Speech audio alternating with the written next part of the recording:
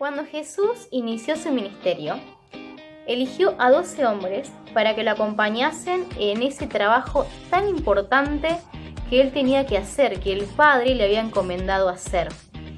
Esos hombres fueron sus discípulos durante 3 años y Jesús les enseñó todas las cosas sobre Dios y sobre su reino. Y le dio una serie de tareas que tenían que hacer: sanar a los enfermos, orar por ellos, liberar a los endemoniados.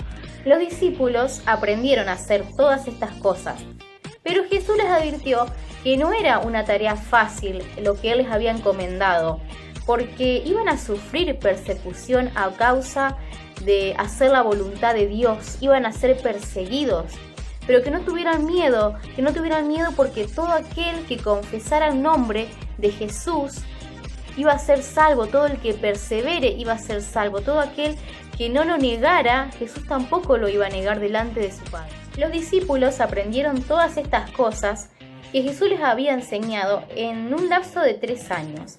Jesús los estaba preparando para cuando Él muera y se fuera al cielo con el Padre, que los discípulos siguieran su ejemplo, que los discípulos siguieran predicando el Evangelio y enseñando todas las cosas del reino de Dios.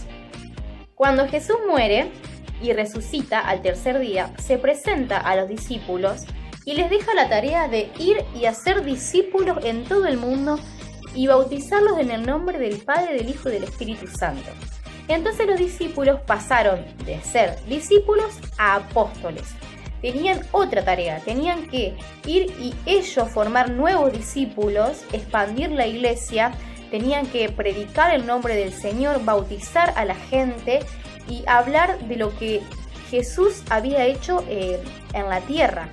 Como Jesús ya no estaba con ellos, Él les mandó su Espíritu Santo. Los apóstoles fueron llenos con el Espíritu Santo y en el momento que pasó eso, ellos comenzaron a predicar con poder, con diligencia, la palabra de Cristo. Con pasión predicaban su palabra porque estaban llenos del Espíritu Santo. Les contaban a las personas lo que Jesús había hecho en la tierra, que Él había muerto y que había resucitado, y la gente al escucharlo se arrepentían de sus pecados y se convertían.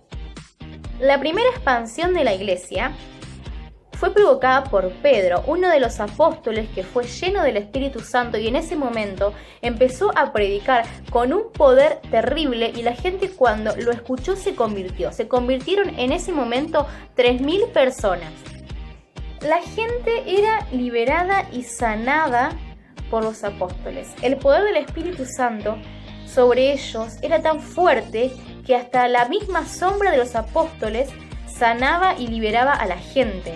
Pero había personas que no creían lo que ellos hablaban, que no les agradaba y no aceptaban el mensaje de salvación, de que Jesús era el que había muerto y resucitado por nosotros. Entonces eran perseguidos por esas personas, eran humillados, eran azotados, los llevaban presos, eran inclusive llevados hasta la muerte por llevar el mensaje.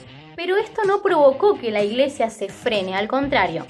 Dice la palabra que cuando eran perseguidos, por donde ellos se esparcían, predicaban el Evangelio. Hasta su muerte, los apóstoles predicaron gozosos y llenos del Espíritu Santo el Evangelio, siguiendo cada dirección, desde Jerusalén hasta Roma. El Evangelio fue difundido por todo el mundo gracias a 12 hombres que dieron su vida por las almas. Seamos nosotros los apóstoles de este siglo. Seamos como los apóstoles de aquel siglo, pero en este tiempo prediquemos la palabra del Señor con diligencia, con pasión, con denuedo.